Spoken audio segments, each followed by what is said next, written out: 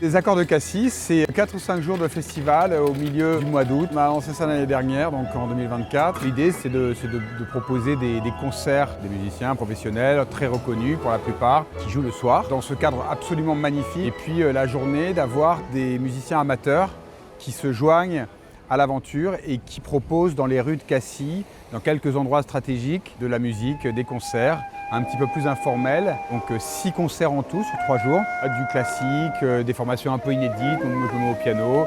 Il y aura du jazz aussi, du manouche, des personnes, quelques locaux qui sont du coin, des amis en fait, puisque c'est toujours des amis, des gens que j'aime, que j'ai envie d'inviter. Alors, je suis producteur sur France Musique et j'ai eu l'occasion dans mes émissions d'inviter Nicolas Dautricourt pour parler de sa musique, pour parler également de son violon. Puis de fil en aiguille, c'est devenu plus que ça puisqu'on est devenus amis et il m'a invité à ce festival. Alors je pensais d'abord que c'était pour présenter les œuvres parce que c'est mon métier. Et là il m'a dit mais non, c'est pour jouer du violon. Je lui dis mais moi je suis un humble amateur. Il me dit justement, il est question de ça à Cassis. On mélange les professionnels et les amateurs.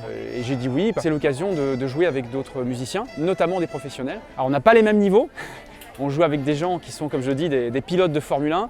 Et nous, les amateurs, on a notre permis de conduire et on essaie de les suivre. Je me considère aussi comme une grande amatrice parce que je n'anime plus que des groupes amateurs et je ne joue plus autant qu'avant, évidemment, n'étant pas stimulée comme avant par des concerts très exigeants. Je présente mon amie Brigitte Lay, s'il vous plaît. Quand je disais que j'étais un peu embêté, c'est que Brigitte, c'est une fausse amateur. En vérité, c'est pas du tout une amateur. La vérité, c'est qu'elle a, pendant de nombreuses années, fait partie d'un grand orchestre allemand. Cette page est tournée.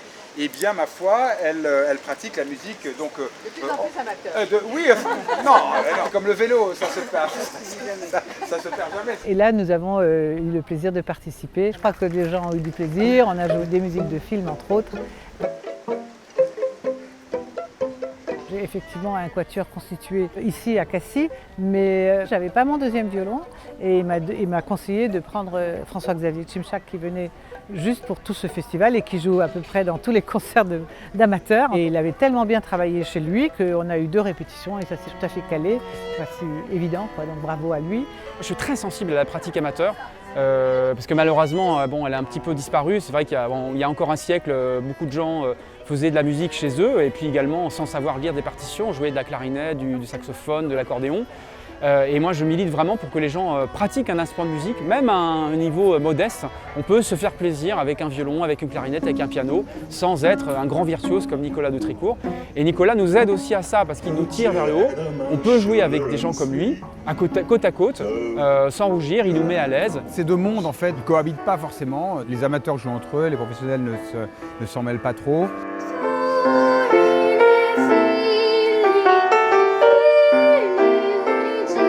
On s'était dit à l'époque que ça pouvait créer une belle énergie.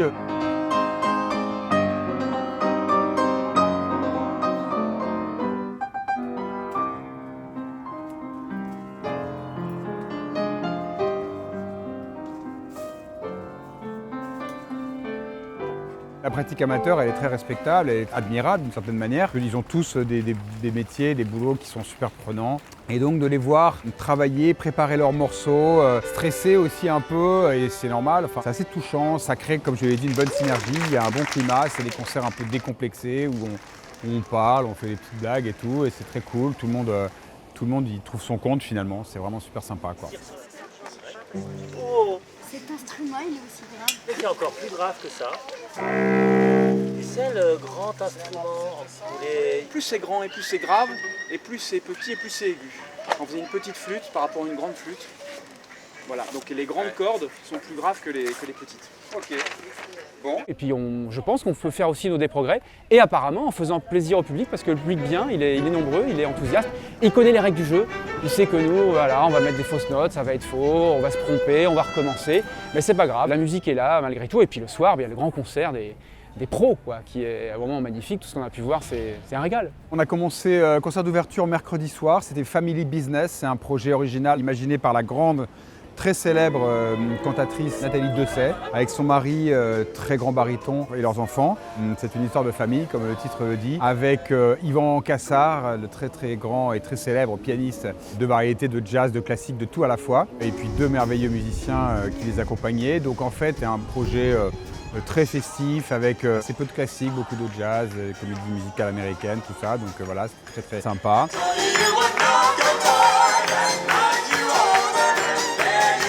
Bon, Nathalie Dessay, de toute façon, je la connaissais de sa carrière de chanteuse d'opéra. Je trouve qu'elle fait une reconversion remarquable.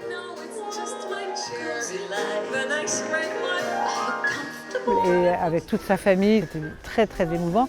Et ils sont tous plus doués les uns que les autres.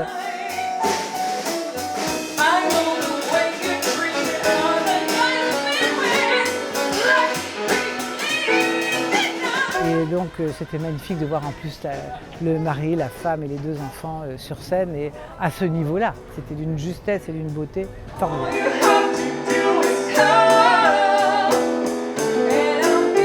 Le deuxième soir, 2 jeunes lauréats de la Fondation Gauthier-Capuçon. J'ai eu envie de les inviter, ils ont magnifiquement joué, extrêmement sympathiques tous les deux. Karen au piano et Léo au violoncelle, donc 2 jeunes très brillants, parmi les plus brillants de leur génération. Incroyable, Léo a 23 ans, Karen 27 ans, on avait le plaisir de les avoir à la maison pendant ces 3 jours. Et c'était un concert merveilleux, donc bravo Nicolas pour ses choix. Il y a un duo à 4 mains d'un coup de cœur, parce que moi j'adore le duo à 4 mains, j'adore le 2 pianos aussi. Et donc j'ai eu...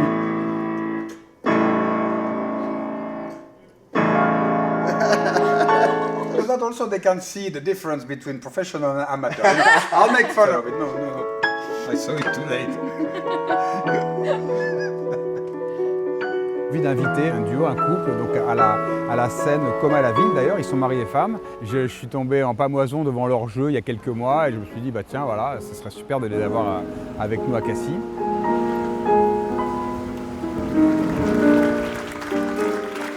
Et puis concert de clôture, l'ensemble Janoska, c'est un quatuor, 2 violons, contrebasse, piano. Ce sont 3 frères accompagnés d'un pianiste. Ils revisitent des standards entre guillemets du répertoire classique.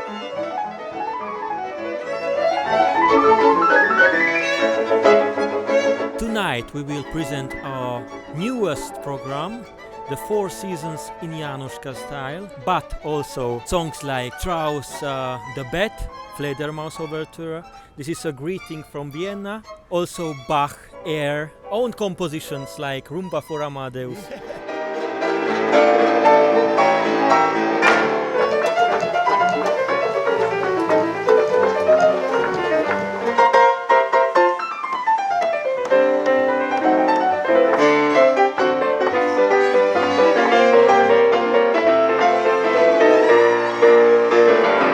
I think this place is very special. It's really beautiful ambiente.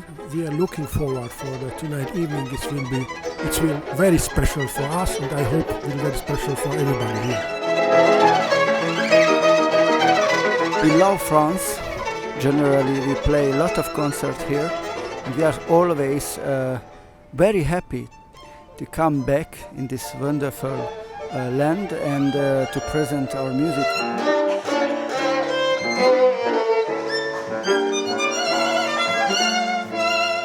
Très festif, c'est très beau, ça va, je pense que ça va envoyer vraiment du très lourd pour le concert de clôture.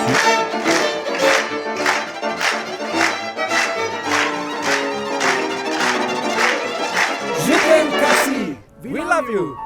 Une aventure comme ça, évidemment, elle ne peut pas se mener seule, hein, bien sûr. J'ai autour de moi des personnes qui sont absolument fabuleuses. L'équipe de bénévoles de Cassis, ils aident énormément. Donc cette équipe-là de bénévoles, elle donne un truc super soudé qui rend possible voilà, cette espèce d'alchimie. Puis après, c'est l'aide de la mairie aussi, la mairie de Cassis, la maire de Cassis. C'est quelques entités comme ça, et puis des sponsors privés qui aiment l'aventure, qui ont envie de la soutenir. Enfin, tout ça, c'est magnifique, c'est quelque chose d'unique. Il y a Lucas, qui était là l'année dernière, qui est fantastique. Il est ingénieur du son, c'est un merveilleux musicien et quelqu'un que j'aime beaucoup. Il a eu envie de donner de son énergie et de son temps pour ici, donc c'est génial. Alors, Lucas, j'ai l'impression que je le connais depuis que je suis né, quoi. Bon, pas né exactement au même moment. En tout cas, on s'est rencontrés dans un enregistrement, on a sympathisé et puis à un moment j'ai pensé à lui pour l'année dernière. Je faisais la sonorisation de 3 concerts sur 4 et de l'accueil des artistes avec des balances pour qu'ils travaillent avec dans de bonnes conditions pour eux sur scène et puis pour la délivrance du son pour le public. C'était génial, c'était un pari, on ne savait pas trop ni les uns ni les autres où on débarquait. Enfin, on savait que la ville était extraordinaire, mais le reste on ne savait pas trop. Et Lucas est venu et s'est complètement fondu au paysage, c'était incroyable. Il est là cette année et franchement il y a énormément de choses qu'on ne pourrait pas faire sans lui. Pilier incontournable du festival. Voilà. Et puis il y a Anaïk évidemment qui m'aide depuis des semaines, pour ne pas dire des mois, qui est extraordinaire. Je l'ai appelé en fait un jour parce que je voulais lui parler de ce festival et lui demander de m'aider un petit peu à trouver des aides. Elle m'a dit viens à la maison demain. On va tchatcher un peu de tout ça et puis on s'est mis autour de la table et puis il y a des idées qui ont germé.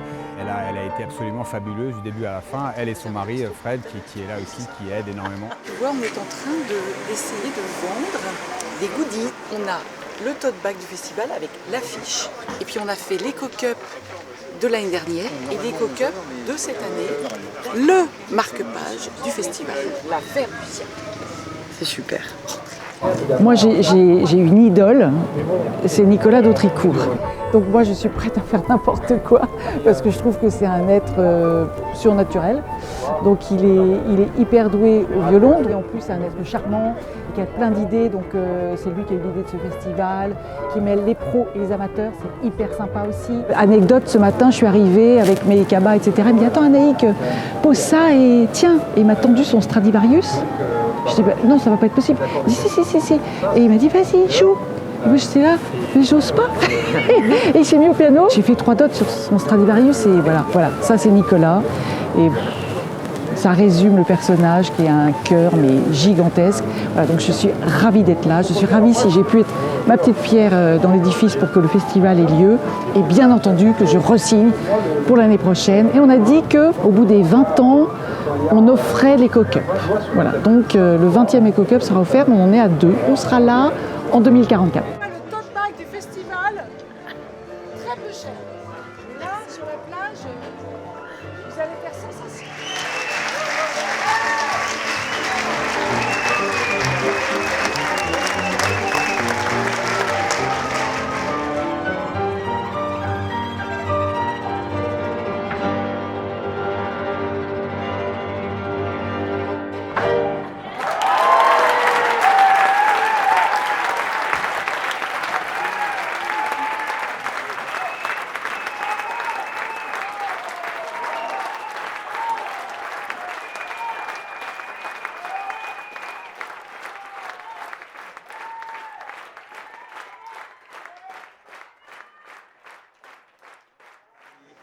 Merci beaucoup. Il est stylé hein, ce panneau. Quel beau panneau. Super beau, super beau. C'était génial, mais c'était le bon format, c'est super intense. Ça pourrait pas durer à ce niveau d'intensité-là 15 jours, quoi.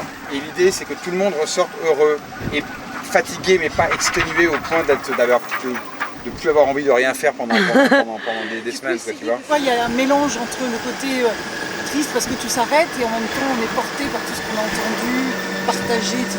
Donc moi, je repars gonflé à bloc. Désolée, il y a mon mari qui m'appelle. Il est nostalgique mais en même temps plein d'énergie pour attaquer la rentrée. On est heureux de reprendre le travail parce qu'on a que des bonnes ondes. Carré édité l'année prochaine, les amis, hein. On m'a suggéré plein de trucs, de ceci, de cela, d'agrandissement, de machin, de trucs. Et en fait, tu te dis ouais, mais tel qu'il est en l'état, moi il me va quoi le truc en fait. C'est beau quoi. Le modèle familial plus. C'est génial en fait, c'est ce qui fait que tout le monde y est heureux aussi. À partir d'aujourd'hui, on peut compter on peut faire J-365.